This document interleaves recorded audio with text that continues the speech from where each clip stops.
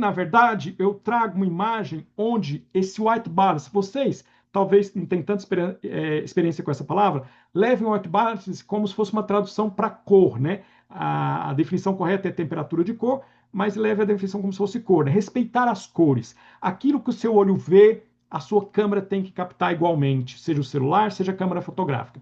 Então, o castanho adequado tem que estar também na imagem final fotográfica que eu realizo. Então, a gente tenta assimilar o que o meu olho vê com a imagem final através dessa função que é chamada white balance, temperatura de cor.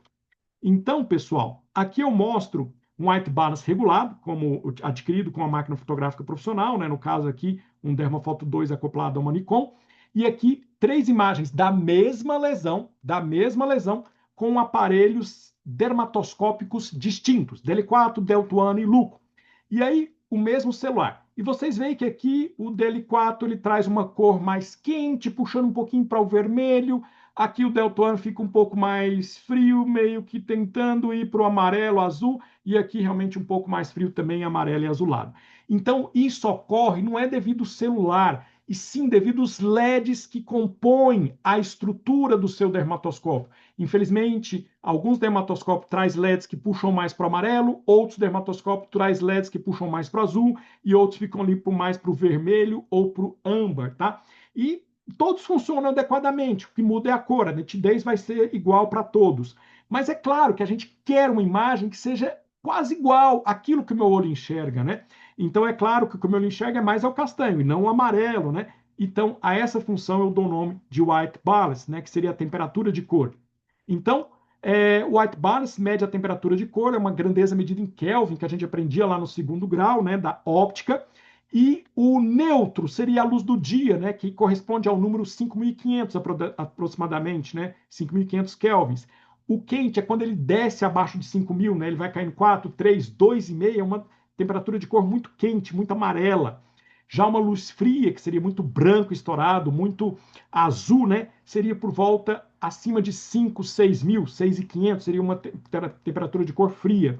Então, algumas câmeras ou alguns celulares trazem esse número exatamente e outros trazem nomes para essas temperaturas de cor. Como o iPhone eu falei, ele traz nome vibrante, quente, rico, padrão.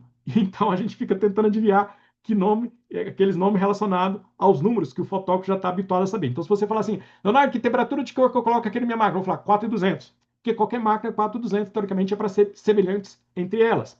Se fosse um celular também, eu ia falar 4.200, mas nem sempre você vai achar esse número 4.200 lá no perfil, né, do setup do seu celular. Por exemplo, o Samsung tem a função Pro, nesses Galaxy, que são os mais evoluídos da série do Samsung, e na função Pro você coloca exatamente o número do seu Kelvin que você quer. Então você coloca 4.350 e ele faz a foto na temperatura de cor de 4.350. Fica excelente.